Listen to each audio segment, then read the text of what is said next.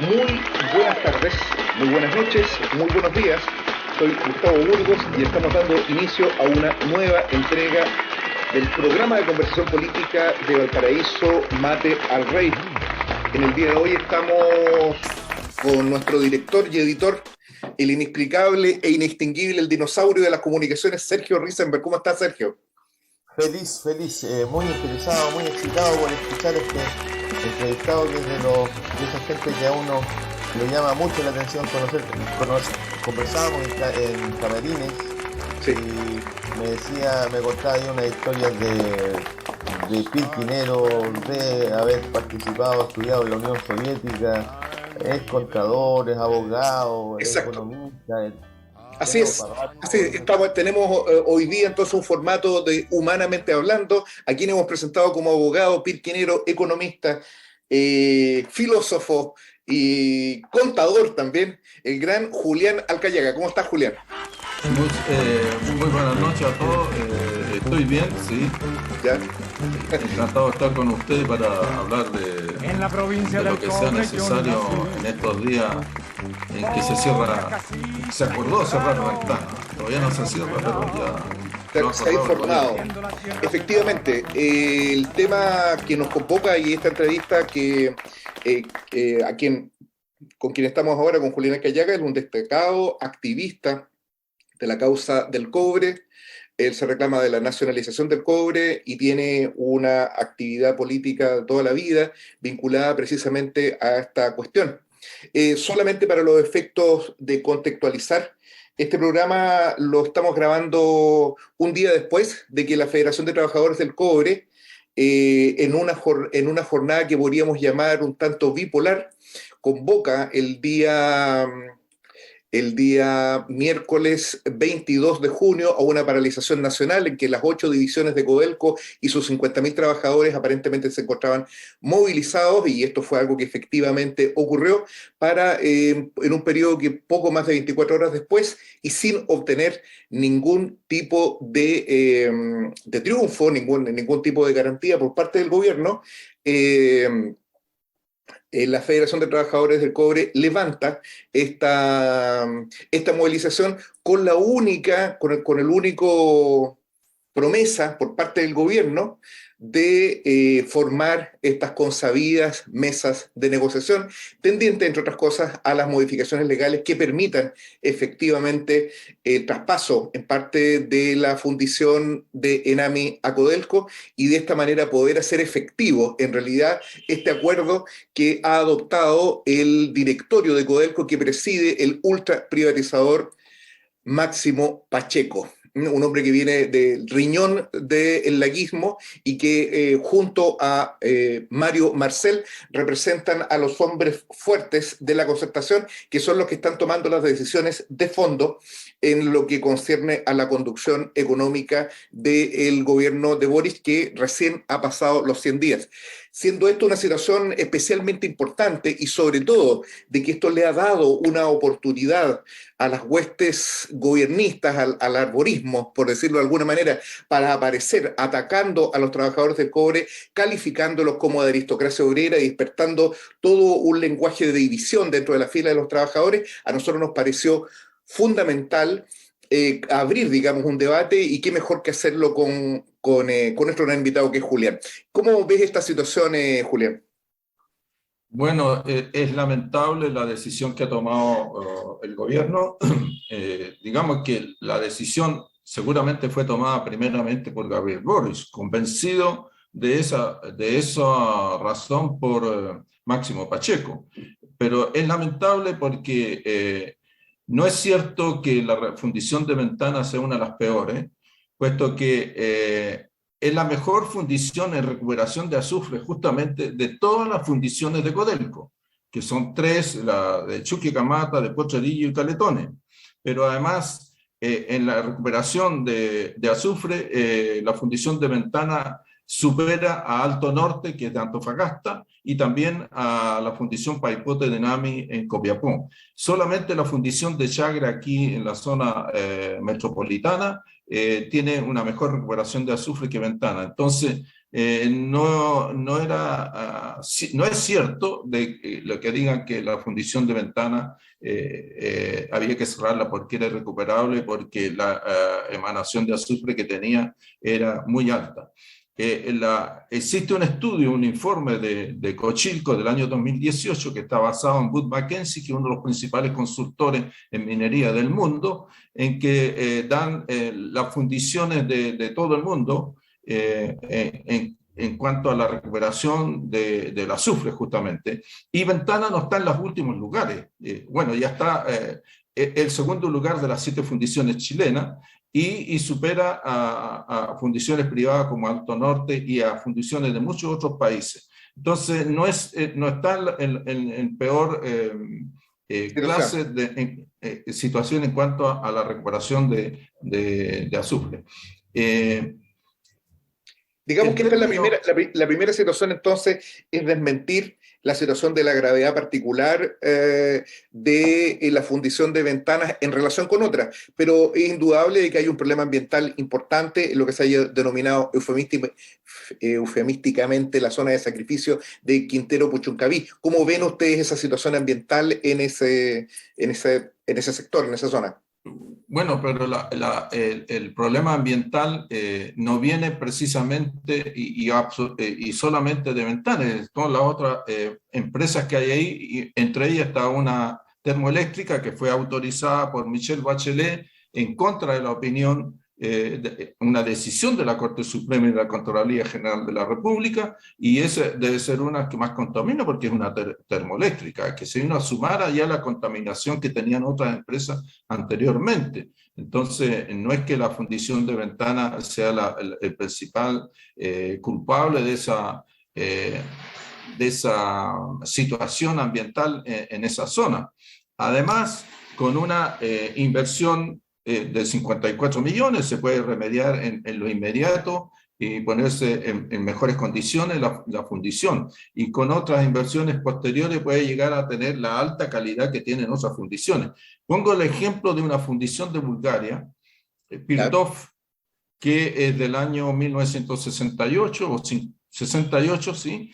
En el régimen socialista. ¿Sí? Y no se preocupaban mucho del asunto medioambiental, pero después de la caída del socialismo en Bulgaria y en todos los países del este, esa fundición fue adquirida por un conglomerado belga, y después ese conglomerado belga lo adquirió Aurubis de Alemania. Hicieron las inversiones necesarias y esa vieja, ya casi tan vieja como la de Ventana, fundición, pudo recuperarse y ahora está en los más altos estándares en recuperación ambiental. Además, que está en una zona muy habitada, donde existen también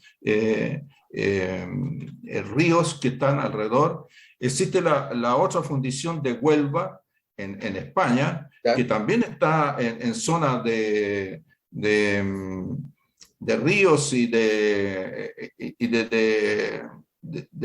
todos esos árboles y ciudades que están justo al lado, y la fundición de Hamburgo, que está en el medio de la ciudad, que pueden funcionar sin problema porque se le ha hecho las inversiones necesarias para que puedan no emitir las emanaciones que emite actualmente Ventana o las otras fundiciones chilenas. Es cuestión de hacer inversiones. Lo que pasa es que la preparación para cerrar Ventana no viene de ahora, viene hace unos 15 años.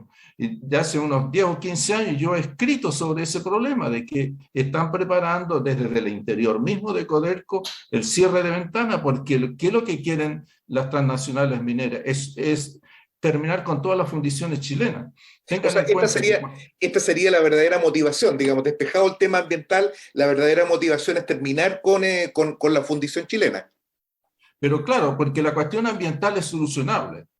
Se puede, respecto a Ventana. Yo no digo respecto de las otras empresas que están ahí en el sector. Pero respecto a Ventana es solucionable con una inversión que no es tampoco extraordinaria, como dice, escuché que la ministra de Minería o el gobierno decía que se necesitaban $1.000 millones, que es una falsedad, pero es para mentir, porque lo que ha hecho el gobierno es mentir respecto de Ventana para poder cerrarla. Esa cuestión ambiental no es el problema, sino que el hecho de que quieren terminar con las fundiciones. Y hablo sobre esto porque el año 2010, cuando Diego Hernández pasó a dirigir Codelco como presidente ejecutivo, designado por un directorio, designado a su vez por Sebastián Piñera, pero gracias a una, claro, pero gracias a una ley, la 20.392, que hizo doña Michelle Bachelet, que cambió la ley orgánica de Codelco, permitió que las transnacionales mineras dirijan en la actualidad a Codelco. Y no como era antes con Pinochet, con Pinochet, que el presidente ejecutivo de Codelco lo nombraba el presidente de la República y nombraba al directorio de Codelco, entre ellos al ministro de Minería, el ministro de Hacienda, que sean parte del directorio de Codelco. Julián, ¿y cómo es ahora? ¿Cómo se designa el directorio de Codelco? Ahora el directorio de Codelco hay 3 que son designados por el presidente de la República, pero hay otros 3 que son elegidos por la alta dirección pública, pero para postular a la alta dirección pública no puedes postular tú ni yo, sino que tiene que ser gente que tiene experiencia de trabajo en empresas mineras. Y naturalmente quienes tienen experiencia son los ejecutivos de las transnacionales mineras, por eso a partir del 2010 se llenó de ejecutivos de transnacionales mineras el directorio de Codelco, porque ese directorio es el que elige al presidente ejecutivo, no el presidente de la República. Ya. Ahora dicen que fue Boris que nombró a Máximo Pacheco. No, Boris le dio la orden a al directorio que le eligió, entre ellos a una señora But, que viene de Sesco, que es la principal lobista de las empresas mineras desde el año 84 hacia adelante. Entonces... ella fue designada por Boric, la señora Boric. Ya. Claro. Que era ejecutiva de Sesco, y Sesco es uno de los principales lobistas de las transnacionales mineras desde el año 1984, no se creó ahora, se creó precisamente para permitir que las empresas mineras ingresaran a Chile a partir de 1990. Ya. Y Sergio, ¿tenías una pregunta? Sí, no, yo solamente a la audiencia, espero sea mucha, le quería recordar que el caso de Campiche era al que se refería don Julián Alcayaga en tiempos del gobierno de Bachelet, que fue descubierto como la Embajada de Estados Unidos y el gobierno de Estados Unidos presionó al gobierno de Bachelet para cambiar el uso del suelo en Campiche y poder levantar la termoeléctrica. Este caso fue conocido gracias a otro personaje que en este momento lo está pasando muy mal, que Julián Assange. Julian Assange. Gracias a Wikileaks nosotros pudimos informarnos de ese cambio de suelo. Y otra cosa, el cambio de suelo lo hizo el 31 de diciembre del 2009, entre gallos y medianoche. Señor. Absolutamente entre gallos y medianoche. Y Julián, en relación con este tema, indudablemente hay una influencia política sustantiva de la gran minería privada en la construcción de Codelco al día de hoy. ¿Y qué es lo que hay detrás de una manera más concreta? Porque se ha especulado mucho con la relación que existiría entre esta determinación tan sorprendente y el viaje accesorio que hizo el presidente Boric a Canadá, en la que se reunió con grandes empresarios de la minería y se supone, o al menos la información que ha trascendido, es de que habría ofrecido cerca de 34 puntos de inversión para la gran minería privada en el país. ¿Hay alguna vinculación entre una cosa y otra? ¿Cómo lo ves?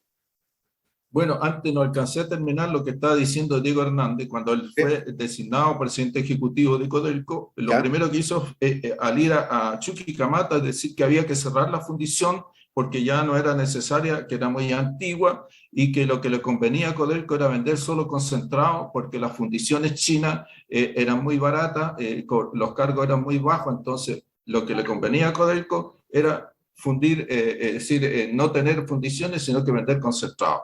Y de ahí parte el asunto de que se tenía que terminar con las fundiciones. No es una cuestión que nació ahora, sino que desde hace mucho tiempo que lo tienen programado las transnacionales mineras, que llegaron a dirigir Codelco con el objetivo de crear las dificultades financieras y económicas, y así lo han hecho, porque Codelco hoy día las utilidades que tiene, los excedentes son muy menores a los que tuvo hace 10 o 15 años. El 2006 Codelco tuvo 9.215 millones de dólares de excedentes y con un precio del cobre de $3. Y ya hoy día Codelco produce más y el precio del cobre llegó a más de $4, sin embargo, tuvo excedente solamente poco más de 3.000 millones de dólares. Entonces, 3 veces menos y con precio del cobre superior y producción superior. Quiere decir que las cosas están mal en Codelco en relación a lo que existía, precisamente porque son las transnacionales mineras las que están dirigiendo Codelco. Y lo que pasa con esta, lo que se está diciendo y que ha salido en la prensa, que Boris fue a ofrecer algunos yacimientos para empresas mineras canadienses o de otros países, es un error económico terrible, porque Chile no necesita aumentar la producción de cobre. Chile lo que necesita es aumentar la fundición y la refinación, porque Codelco, por ejemplo, hace 10 años o 12 años, solo el 10% de lo que exportaba era en forma de concentrado, que era principalmente de Andina, porque Andina no tiene fundición, la única fundición para Andina es Ventana. Y como no alcanza, porque tiene que fundir también lo de NAMI, entonces no alcanza y eran los concentrados de Andina los que se exportaban. Pero hoy día más del 35% de lo que exporta Codelco son concentrados. Y concentrados, tengan en cuenta que yo he visto las exportaciones, recibo los informes de aduana, concentrado que ellos declaran Codelco del 25 a 27%, incluso menos que las empresas privadas, lo que es imposible porque los mineros pequeños, los pirquineros, venden a concentrados a ENAMI de 35, 40, hasta de 45% de cobre, con trapiches artesanales hechos por artesanos, mientras que las empresas mineras tienen la mejor tecnología de concentración del mundo y declaran concentrados que tienen menos de 30%. Eso no puede ser. Eso es falso. Es falso. Bueno, pero lo que pasa es que aduana no fiscaliza las exportaciones de concentrados. ¿Por qué no fiscaliza? Porque no tiene los medios técnicos y humanos para hacerlo. No es que los funcionarios sean incapaces, sino que no le han dado a la aduana los medios necesarios para fiscalizar. No tan solo no fiscalizan los concentrados, porque tampoco fiscalizan en el sur las exportaciones de astilla de madera y de madera. Es decir, todo lo que los recursos naturales de Chile están saliendo sin la fiscalización necesaria por parte de aduana, porque los gobiernos que hemos tenido, no este solamente, sino que todos los gobiernos que hemos tenido, no le han querido dar a la aduana los medios necesarios para fiscalizar y no perder el dinero. Entonces, esas inversiones que está ofreciendo Boris son realmente un despropósito. No es necesario aumentar la producción de cobre en Chile, lo que es necesario es darle mayor valor agregado a lo que ya existe. Entonces, Julián, una pregunta. Cuando ellos declaran un 25%, que es lo que están declarando, ¿qué es lo que pasaría con el otro 75% de aquel concentrado que está exportando Codelco? No, no es que el 75% se esté declarando, no, 25% de contenido de cobre en el concentrado. Ya. ¿Y el resto del contenido qué cosa es? ¿Qué es lo que hay en el concentrado?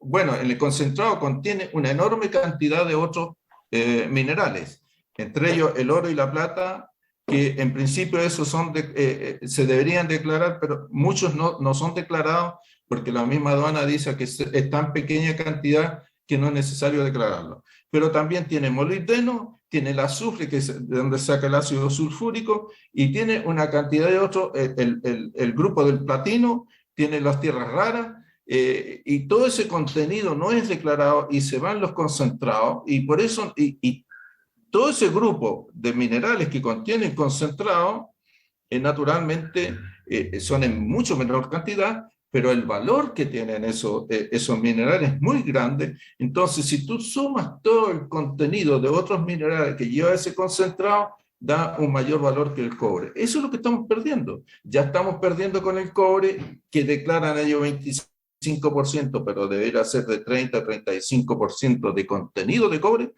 pero el resto es piedra molida nada más, lo que el concentrado. Los contenidos de otros minerales no es una enorme cantidad.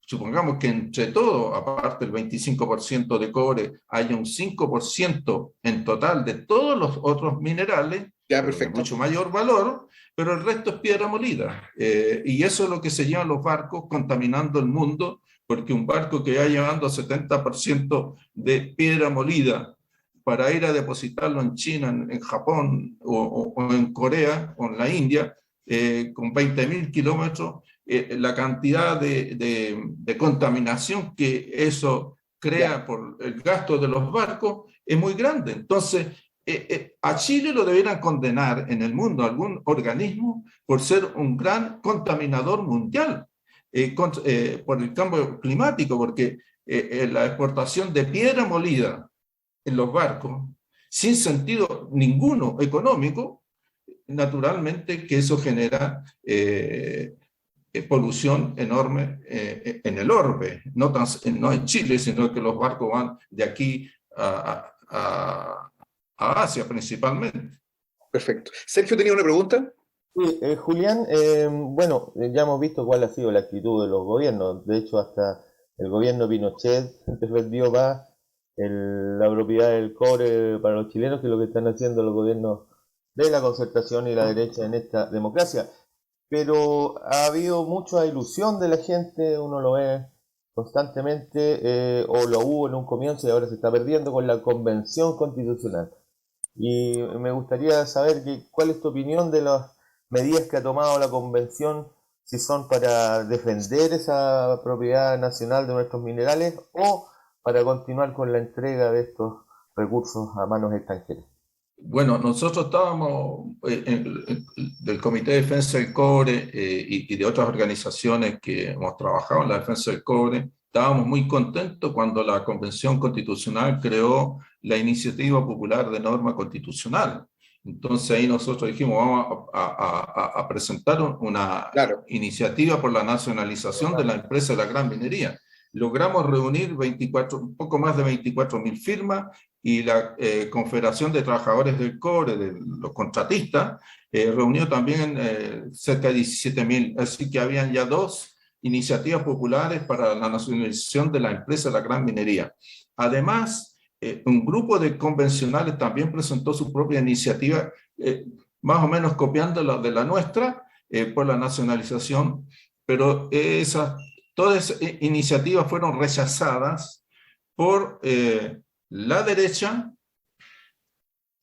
el Frente Amplio, el colectivo socialista, salvo 5 miembros del colectivo socialista, entre ellos Malucha Pinto, que votó a favor de la nacionalización, y los INN, que todos votaron en contra de la nacionalización y por lo tanto no pasó, y también votaron en contra de un royalty que se había puesto sobre las ventas, que realmente hubiera sido importante un royalty sobre las ventas, pero también fue rechazado por los mismos grupos, la derecha, el Frente Amplio, los socialistas y bueno, y el resto de los pocos que habían, demócratas cristianos y radical, no sé si habría alguno, PPD también, todos rechazaron la nacionalización. Entonces, bueno, la Convención Constitucional ha sido para mí un desencanto terrible, porque en el aspecto económico no hicieron nada que cambiara en relación a la Constitución de 1980. Entonces, claro, se crearon una serie de derechos, dice educación gratuita, salud gratuita, vivienda digna, previsión, pero no hay con qué financiar eso.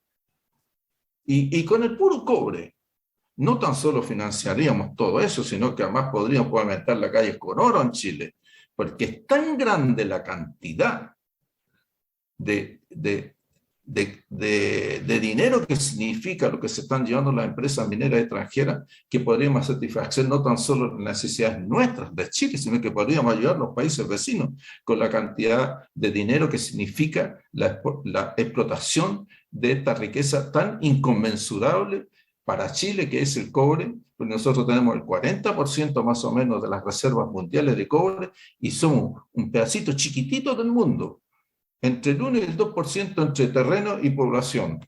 Y aquí está el 40% de las reservas mundiales del cobre, de un elemento tan esencial a la humanidad y sobre todo de aquí para adelante, cuando comienza la electromovilidad y que todo tiene que ser, terminar con los autos a diésel, benzina y todo va a ser eléctrico. Entonces la mayor cantidad de cobre se va a estar utilizando aquí para adelante y nosotros estamos llamando a las empresas, el presidente Boris, digamos, y bueno, nos representa a nosotros porque es nuestro presidente, Sí. queramos o no queramos, es nuestro Sí. presidente, está llamando, vengan a explotar el cobre, llévenselo en forma de concentrado, contaminemos el mundo, llevando más concentrado y estamos perdiendo todo ese dinero y eso es lo que ha hecho la Convención Constitucional, no crear ninguna condición para recuperar, no tan solo no haber nacionalizado, pero por lo menos haber hecho un royalty consecuente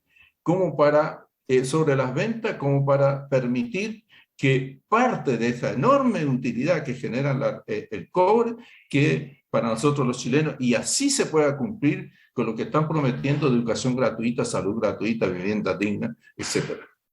Sí, a veces parece como que si la gente viviera en esta mentalidad mágica que tienen los niños hasta los 6 años, que piensan que si escriben que los chilenos tienen derecho a una vejez digna, por el solo hecho de escribir eso se va a hacer realidad. Y la gente está muy contenta con eso, pero realmente no existe ningún respaldo para que ello sea posible. Julián, una última pregunta bien chiquitita. Chile es el primer productor de cobre a nivel mundial, ¿no? Sí, de muy lejos. Y después viene Perú. Perú, sí. ¿Nunca hubo alguna iniciativa para juntarse con Perú y de esa forma, digamos, tratar de controlar el precio a nivel internacional como lo hicieron los países árabes con la OPEP? Bueno, en el pasado existió lo que se llamaba el CIPEC, ¿Ya? que era más o menos la OPEC del cobre. Pero cuando llegó la junta militar, sacaron al país del CIPEC y se desarmó eso.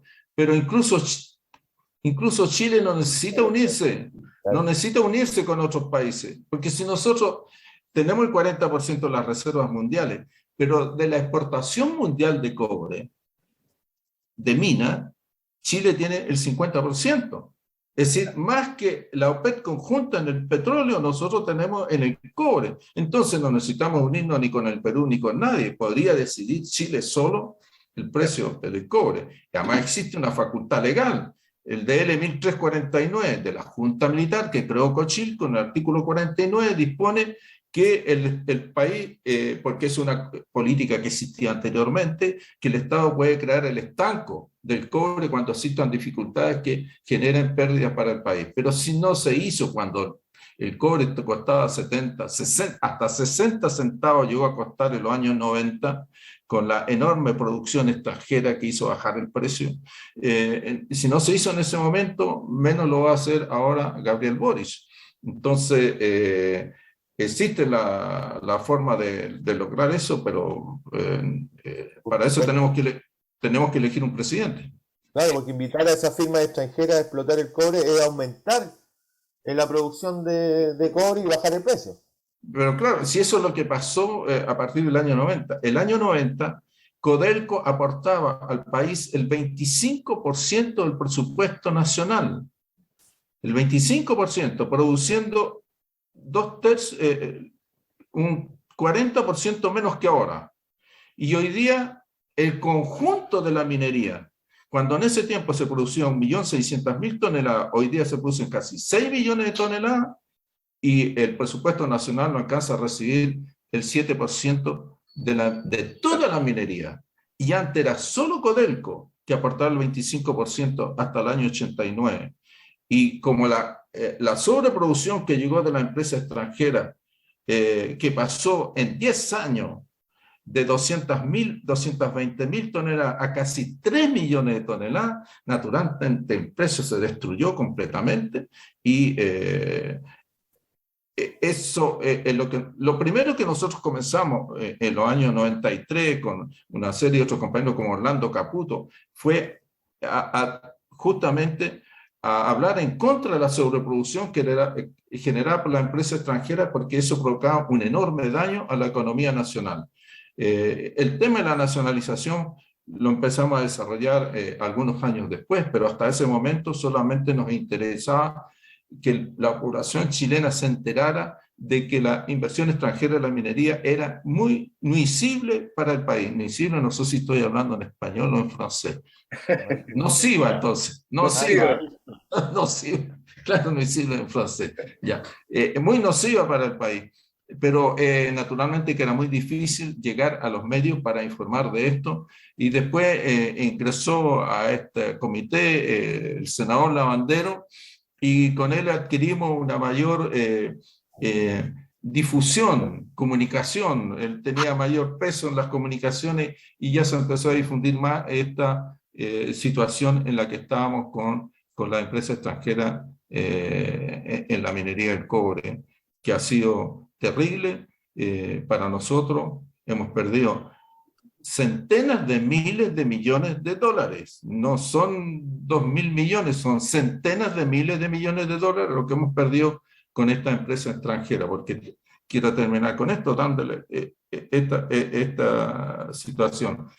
El año 89, le dije, Chile produció 1.600.000, hoy día produce casi 6 millones, pero yendo más atrás, el año 1963 gobernaba Jorge Alessandri y Chile producía solamente 500.000 toneladas de cobre en manos de 3 compañías extranjeras norteamericanas, y sin embargo toda la educación en Chile era gratuita en las universidades, tanto en la Universidad de Chile como la Católica, como en la Universidad Austral, la Universidad de Concepción, todo era gratuito, con 500.000 toneladas de cobre. Y hoy día tenemos 6 millones de toneladas de cobre casi, y hay que pagar la educación.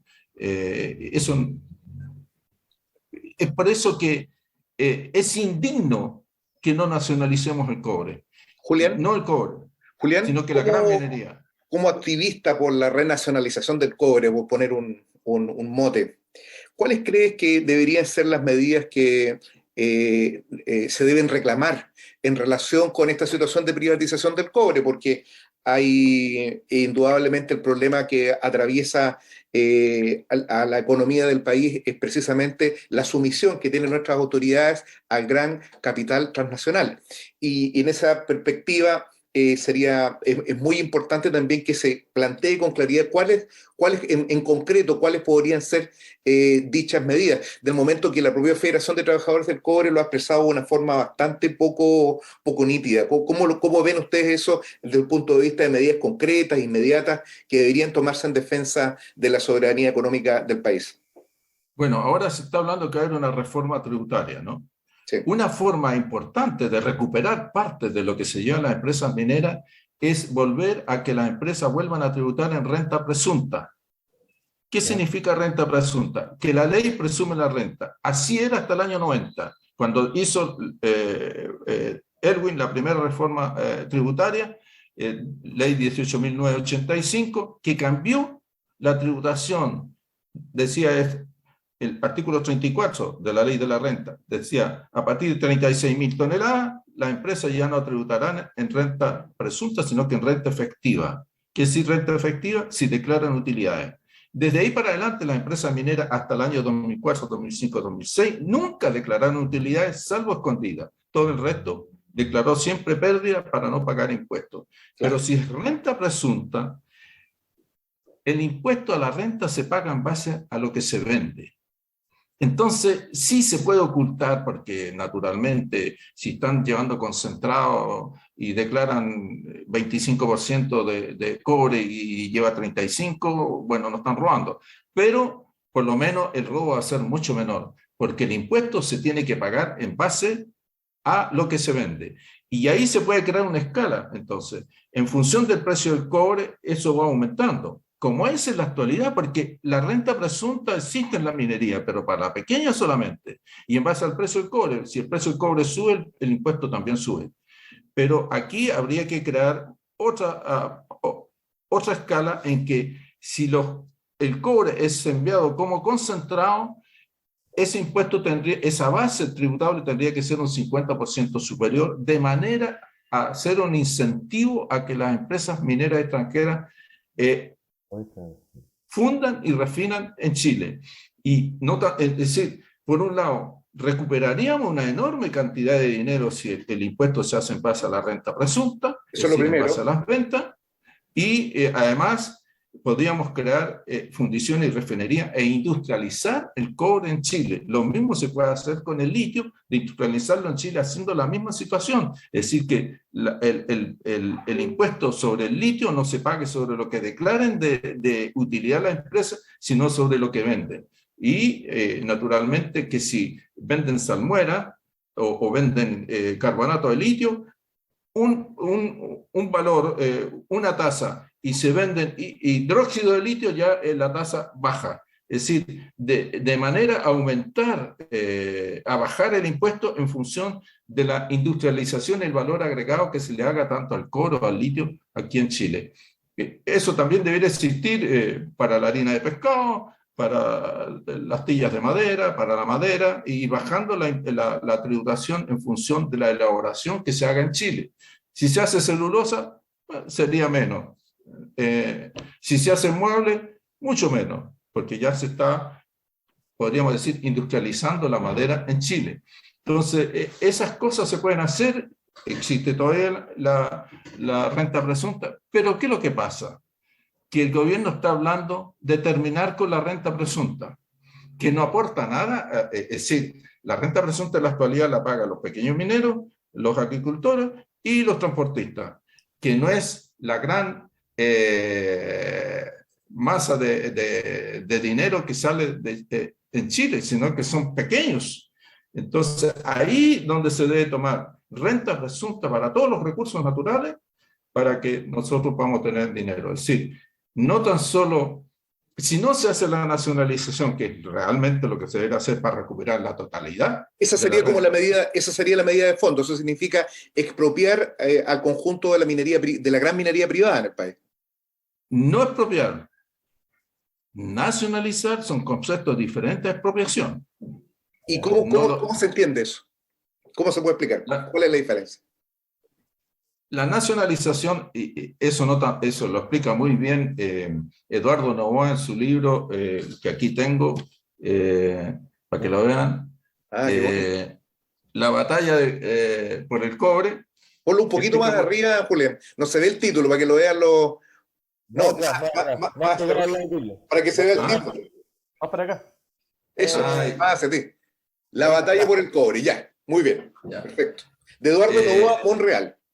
Claro, pero también en un libro de Arturo Alessandri Rodríguez, Manuel Somarriba y Antonio O'Donnell, muy conocidos profesores de Derecho en Chile, también plantean lo mismo, las diferencias que existen entre nacionalización y expropiación. Y la nacionalización concierne principalmente actividades económicas determinadas, mientras que la expropiación es por un sitio determinado. Vamos a expropiar esta propiedad porque vamos a construir un camino, y ahí se paga inmediatamente, mientras que la nacionalización también... Es genérico.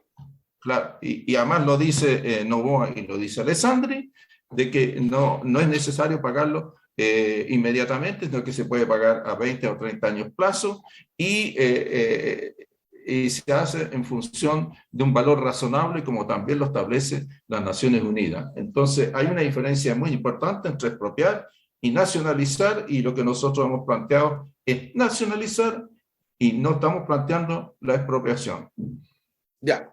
Y volviendo al tema de ventanas, que es con el que nosotros partimos, porque igual tenemos que ir cerrando, porque sabemos que Julián tiene poco tiempo, pero este tema me parece muy interesante. A ver, hay un efecto que es nacional, digamos, que es de la fundición de ventanas, pero la fundición de ventanas en la época de Enami, tuvo, y eso es algo conocido, mucha importancia también en la economía regional. Vale decir, esto no solamente está vinculado a la gran producción, sino que a la pequeña, a la producción artesanal, a la producción minera que es centenaria en la región de Valparaíso. ¿Cuál es el impacto que puede tener o que tendría el cierre de ventanas sobre dicha economía? Bueno, tiene un impacto importante porque hasta Diego Hernández, que hoy día es presidente de la Tsunami y que seguramente se opone al cierre de ventanas, porque Sí, seguramente ha sufrido la presión de las asociaciones mineras de todo el país para que proteste por eso, porque la fundición de ventanas tiene que fundir por ley, existe una ley 19.000 y tanto, 993, creo yo. claro, del año 2004, parece que establece que porque como era la fundición de ventana, al traspasar la Codelco quedó con la obligación legal de que tener que fundir y refinar el concentrado que le envíe la ENAMI, que es concentrado de mediana minería pequeña, digamos, ¿no? De la gran mediana minería, y de los pequeños mineros y pirquineros. Entonces, eso haría bajar los ingresos de la pequeña minería y de los pirquineros, sobre todo, puesto que ya no se podría refinar, aunque dicen que van a mantener la refinería, porque ya no se podría refinar el cobre de la pequeña minería. Y podrían fundir solamente allá en Paipote lo que se pueda fundir allá, pero no alcanza, y por eso se creó precisamente la fundición Ventana de Nami, que en principio no tendría que haberse creado en Ventana, sino que en Los Vilos, más cerca de los centros de aprovisionamiento del mineral, Ya. y naturalmente, como era para los pequeños mineros y medianos mineros, la fundición de Ventana fue creada precisamente para la pequeña y mediana minería y no para Codelco. Entonces, si se cierra, va a haber un problema grave para la pequeña y mediana minería. Ya. Una pregunta tiene Sergio Risenberg. Sí, sí. Don Julián, yo, acá el público, vemos esas canas en su cabello, no vamos a transparentar ni edades, ni le vamos a pedir a usted que nos muestre su carnet de identidad, pero suponemos que usted vivió de alguna forma el momento en que la Unidad Popular nacionalizó el cobre. Y ahora estamos acá, en el momento actual que estamos llorando nuestras penas de que nos siguen robando y parece que esto va a aumentar. Dentro de la historia de un luchador por recuperar esos recursos naturales, ¿qué le queda a usted de ilusión que podamos de nuevo apropiarnos de nuestros recursos naturales y dejar de ser el kiosco de estas potencias extranjeras? Siendo honesto, ¿cómo ve usted el futuro? ¿Todavía tiene esperanzas que podamos recuperar esos recursos? Digamos, yo el año 71 no estaba en Chile, estaba todavía estudiando en Moscú. La lumba. Llegué el 72 y caí preso el 74. Estuve casi 3 años preso y después me enviaron para afuera porque fui condenado a 10 años de cárcel. Y me lo cambiaron por extrañamiento y me fui a Francia. Y allá la pasé re mal porque estaba en París y allá es re feo. Entonces se pasa mal allá en París. Pero ahora, bueno, yo ahora estoy deprimido realmente. Me he estado recuperando los últimos días, quedé deprimido con la actuación de la Convención Constitucional respecto a la nacionalización, porque yo tenía mucha esperanza, porque en realidad pensaba que era la única esperanza que teníamos de nacionalizar nuevamente la empresa de la gran minería, porque era una convención que estaba constituida una gran parte por gente que no venía de los partidos, sino que de grupos civiles, ecologistas, ambientalistas, grupos políticos más o menos de izquierda. Entonces había ya una base importante como para pensar en la nacionalización, pero resulta que fue solamente esa base más los convencionales del Partido Comunista que apoyaron la nacionalización, pero el resto del espectro político, de los partidos políticos existentes, todos se opusieron a la nacionalización. Todos los partidos políticos, desde la derecha hasta la izquierda, menos el Partido Comunista. ¿Y cómo quedó el texto del borrador constitucional, cómo, en relación con la cuestión del cobre y de los recursos naturales? ¿Cómo quedó definido, en tu opinión? Peor que en la Constitución de 1980. ¿Por qué? ¿Por qué quedó peor que en la Constitución del 80? Porque en la Constitución de 1980 se establecía que habían... que los hidrocarburos no eran concesibles y se mantenía en la misma Constitución la forma que se podían conceder en todo lo que no sea concesible, que tenía que ser el presidente que podía otorgar concesiones administrativas y esas cosas. Y todo eso desapareció. Desapareció también que el concesionario minero, para poder conservar su concesión, tenía que satisfacer el interés público. Eso también desapareció. Pinochet le puso que el concesionario minero tenía que satisfacer el interés público. Ahora eso no existe. Entonces, desde el punto de vista de la minería, lo que quedó en esta nueva constitución, en este borrador, es peor que la Constitución de 1980. Y en tributación, que es una cosa que yo busqué todo lo que hablara de tributación en diferentes comisiones, el borrador, y en tributación, esta nueva constitución no mejora en nada lo que existía en la Constitución de 1980. Al contrario, como sobre tributación se hablaba en diferentes comisiones, hay las mismas disposiciones se repiten, hay unas que son contradictorias al interior mismo de la misma disposición. Entonces, es una cuestión, realmente no sé cómo lo van a arreglar. Ayer escuché en Radio Bio Bio que las 499 le iban a bajar a 387. Sí. No sé cómo pueden hacer eso, porque soberanamente el soberano es los que crearon las 499 artículos, y no creo que la Comisión de Armonización pueda retirar todos esos artículos. Por tanto, va a quedar un desorden bastante grande. Yo no estoy de acuerdo con esta nueva constitución. Yo no voy a votar a favor de esta nueva constitución. Estoy completamente enojado con ese borrador que ha salido y las normas transitorias. Yo compré el libro que salió. Sí, salió con el Mercurio. Pero ahora voy a esperar el 4 de julio cuando salga definitivamente el texto armonizado. Claro, el texto ahí, para poder opinar más, con más bases sobre esa nueva constitución. Pero hasta el momento yo estoy en contra, no apruebo esa nueva constitución. Perfecto. Esta ha sido una desilusión completa y el futuro lo ve. Lo veo mal. Yo creo que se crean muchas expectativas tanto con la constitución nueva como con el gobierno. Y esas expectativas no se van a cumplir. Y eso puede generar un levantamiento muy grave, y que yo espero que no se produzca, pero sí creo que se puede producir. Entonces, ya con lo que pasamos, el tiempo del estallido social, que se quemaron cantidades de cosas, y sobre todo aquí los que vivimos en Santiago, que nos quemaron el metro, yo no quiero que vuelva a suceder eso, pero veo que la cosa está difícil, porque se han creado expectativas que no se pueden cumplir, porque no se generan en la misma convención los recursos necesarios para satisfacer todos los derechos que se están proclamando.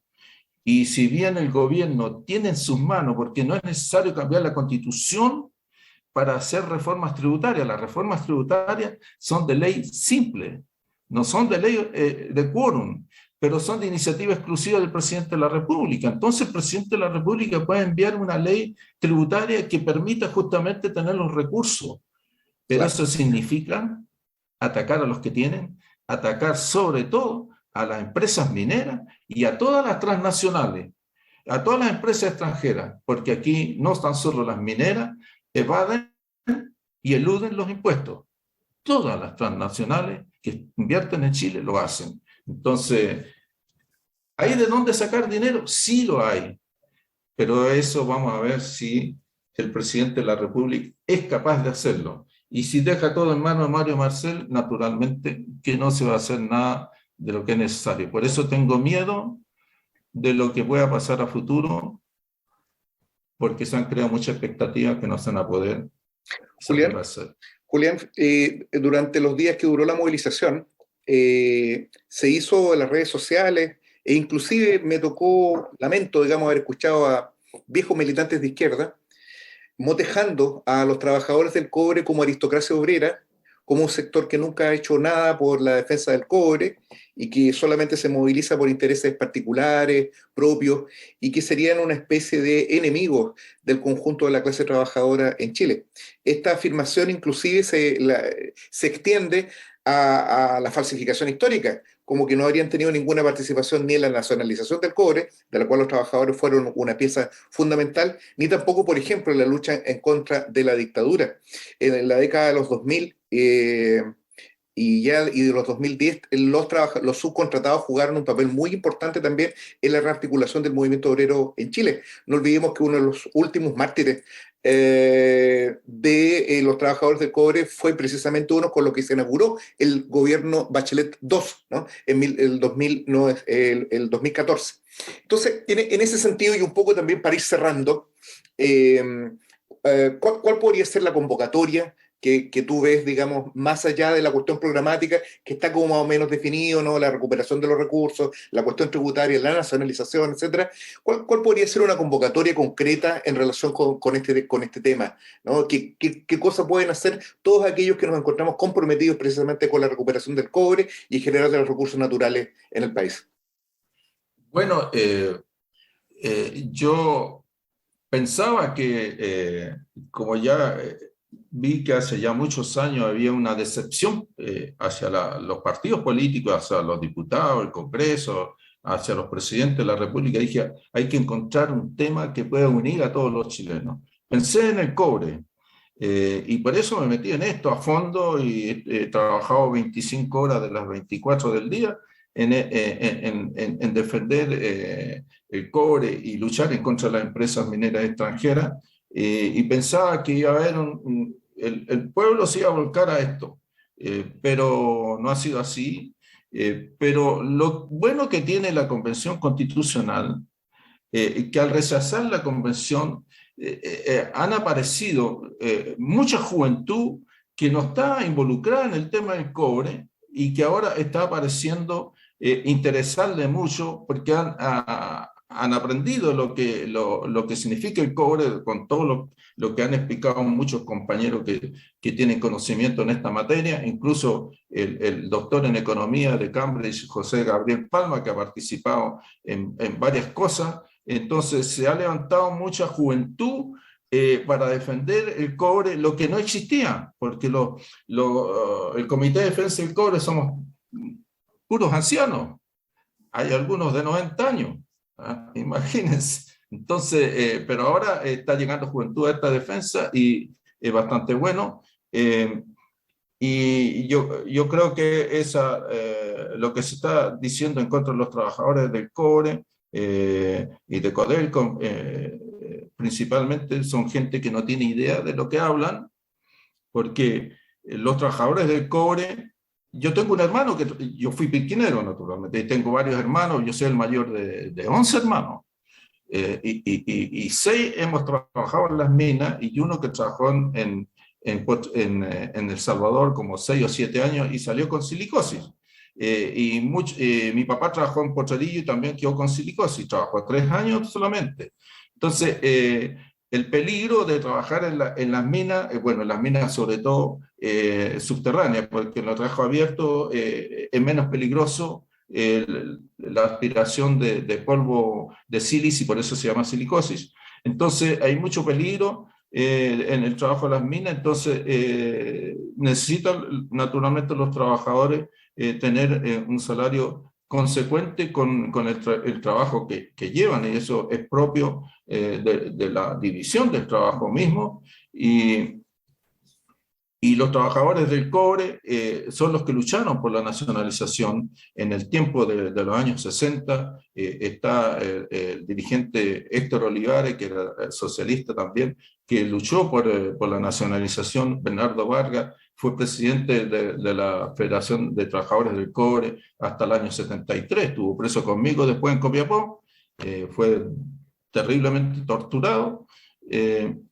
Entonces los trabajadores del cobre también lucharon, fueron los primeros que se levantaron también en contra de la dictadura en los años 82, 83. Así que no puede decirse que los trabajadores del cobre solamente ganan buenos salarios. Ellos lucharon contra la dictadura, lucharon por la nacionalización. Es cierto que en los últimos años, cuando que lo dirigió Raimundo Espinosa, la Federación de Trabajadores del Cobre, no hubo movimiento de los trabajadores del cobre en la defensa en la defensa del cobre y en la defensa de Codelco y en la lucha contra las transnacionales mineras. Ahí se acabó toda esa lucha.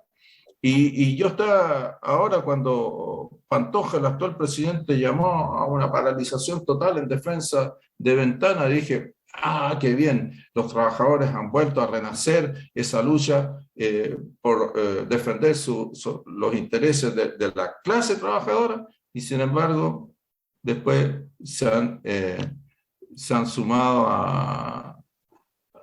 a todos los que están en contra de Ventana y de la mantención de Ventana, porque se tiene que mantener Ventana. No existe ninguna razón para cerrarla, porque las soluciones para la contaminación existen, no son enormemente caras, y si no se quieren hacer es simplemente porque detrás están los intereses de las transnacionales mineras que quieren cerrar todas las fundiciones que existen en Chile, todas las de Codelco. Y como todas son antiguas, las de Codelco tienen 100 años. Chuquicamata, 100 años. Caletones, 100 años. Potrerillo, 80 años. Entonces, Son las naturalmente... ventanas la más nueva. Es la más nueva, claro. La más nueva de todas es Alto Norte del año 93 en Antofagasta, pero anterior esa fue la de Ventana, una de las más nuevas. Entonces, debemos defender Ventana. No es el principal causante de la contaminación en ese sector, y esa contaminación de Ventana puede ser solucionada con las inversiones que se necesitan. Pero este gobierno, en vez de hacer las inversiones en eso, quiere gastar en exploración. Quiere gastar en exploración descubriendo más yacimientos para Codelco, para después regalarlo como lo han hecho en la actualidad. Porque eso les podría contar también. Más de 500.000 hectáreas de yacimientos de mediana minería, Codelco se las ha regalado a empresas mineras extranjeras. Se las ha regalado a empresas. Y para eso quieren descubrir más yacimientos, hacer gastos en exploración, para regalar después, como ir a ofrecerlas a los canadienses y a los norteamericanos, vengan a agarrar todos los yacimientos que tiene Codelco, que no lo explota en la actualidad, cuando lo que debieran hacer justamente es avanzar en darle mayor valor agregado al cobre que producimos, para tener mejor trabajo, para gente mejor calificada, porque no es lo mismo ir a trabajar en una mina que trabajar en una fundición o en una refinería, donde se requiere una mayor calificación laboral. Entonces, espero que el gobierno recapacite. No creo que sea posible, pero la esperanza es lo último que se pierde. Ya estamos llegando a ese punto, sí. Exactamente. Un detalle solamente. Sí. Julián, ¿tú leíste el libro de El mal de Miguel Bonazo? Sí. ¿Qué te pareció ese libro? Sí, bueno, porque me menciona a mí, pues entonces tiene que ser bueno. No, y lo conocí personalmente, me lo regaló él, me lo autografió Miguel Bonazo cuando vino a promocionarlo en Chile, en ese tiempo. ¿Y qué te parece la relación de Bachelet con la Barrick Gold y los grandes mineras internacionales? No me hagas hablar, por favor. No, pues sí. Es que mucha gente dice que Michelle Bachelet ha sido la presidenta, la mejor presidenta de Chile, pero yo le voy a decir al respecto. Cuando ella creó la pensión solidaria, básica solidaria, en la misma ley, pero nadie lo vio, yo sí lo vi, pero lo difundí, lo publiqué, pero ¿en dónde creo que en El Siglo me lo publicaron en ese tiempo porque no está, el PC no estaba en el gobierno, en el primer gobierno. Ahora para qué se lo publicamos acá, Julián. Lo publicamos en Ahora El no, Porteño, Julián. Y entonces, ¿qué es lo que hizo? Liberó el IVA a las AFP. Nosotros cuando vamos a comprar pan pagamos 19% de IVA. Las AFP cuando compran un computador pagan 19% de IVA, pero después el gobierno se los devuelve con esa ley de Michelle Bachelet. Y le aumentó las ganancias a la AFP porque dividió la cotización obligatoria entre cotización AFP más CIS. ¿Al seguro? El sistema, el seguro invalidez y sobrevivencia, seguro invalidez y sobrevivencia. Al dividirlo, lo aumentaron y ahora ha ido aumentando más. El seguro invalidez y sobrevivencia ha aumentado más. Entonces, hoy, bueno, el seguro lo reciben las compañías de seguro, pero las compañías de seguro son las dueñas de la AFP. Entonces, ahora las AFP reciben más ganancias gracias a Michelle Bachelet y las pensiones son más bajas. Gracias a Michelle Bachelet, porque hasta ese momento se calculaba la pensión en función de la esperanza de vida que declaraba el Instituto Nacional de Estadística, que era alrededor de 85 años. Entonces, ahí ella dispuso que eso lo determinaba el superintendente de pensiones, y el superintendente de pensiones lo puso hasta 110 años. Eso lo puede bajar cualquier presidente, porque él le dice al superintendente de pensiones: no señor, usted se va a basar en el INE, pero nadie lo hace. No lo hizo Piñera, no lo hizo Bachelet, no lo hizo, ni lo está haciendo Boris, porque nombró al mismo tipo, Enrique Macías, como superintendente de pensiones, que es el que ha hecho que las pensiones de la AFP sean más bajas. No es Pinochet el culpable de que las pensiones sean bajas, es Bachelet, porque hizo ese cambio del cálculo de la pensión hasta 110 años, por eso disminuye tanto la pensión. Y basta con que el presidente Boris diga no, se toma en cuenta el INE, la esperanza de vida, y las pensiones de la AFP van a aumentar en un 40% según un cálculo que hizo un contador auditor Basso, que estuvo trabajando con Mónica Rincón en ese problema. 40% aumentaría las pensiones si se bajara de las AFP, si se bajara ese. Entonces, ¿quién hizo eso? ¿Ah? Bachelet, la misma que hizo Campiche, y su relación con la Barrick Gold. Y claro, entonces, pero ¿qué es lo que pasa? Que toda la prensa, la televisión y la radio hablan de otra cosa. Entonces, ¿de qué hablaron en ese tiempo cuando se hizo la pensión básica solidaria? Naturalmente de eso nada más, pero no se acordaron del resto. No hablaron absolutamente nada de eso otro. Yo se lo dije en ese tiempo al diputado socialista Sergio Aguiló, con el quien conversaba en ese tiempo. Le dije: mira lo que está pasando, trata de parar esta cuestión. Nada, pues. Después no me habla el Sergio Aguiló. Mejor.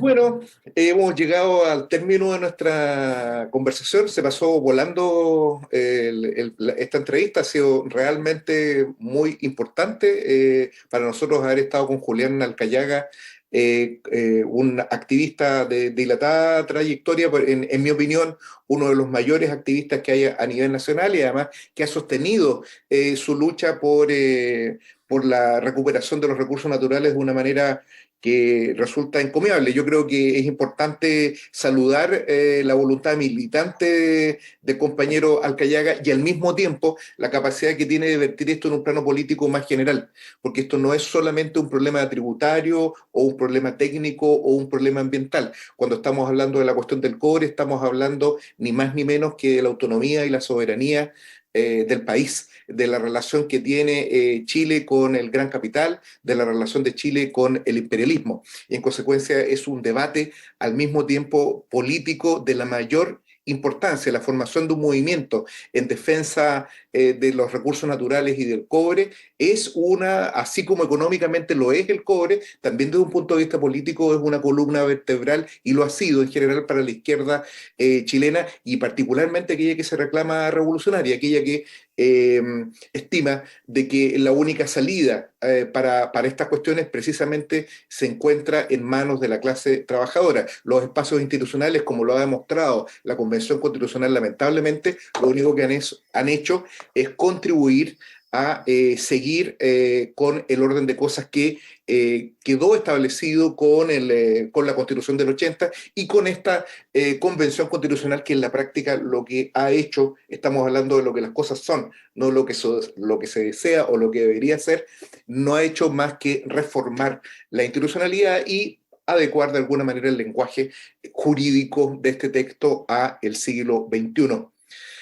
No sé si hay alguna otra observación, algo que se te ha quedado en el tintero, Julián, Sergio, para irnos despidiendo. Dos cosas muy pequeñas. A mí me gustaría tener a Julián una próxima vez para que conversar con él. Hay muchos temas que sería muy interesante conocer su experiencia en Sí, otros planos oye, también. y ya nos pasamos demasiado. Nos pasamos absolutamente, sí, por eso yo estoy cerrando. Después hablaremos de la Unión Soviética y de un montón de otras Ya, cosas que ok. Pero no, que cada vez que publique un libro lo trae para acá y lo conversamos. perfecto. Ya, Nos vemos, ok. hasta luego. Y no se olviden Ya, de ponerle me gusta a este video, compartirlo, porque de esta forma este programa y los contenidos que aquí se vierten pueden difundirse de manera más eficiente por la red. Muchas gracias, Sergio, muchas gracias, Julián.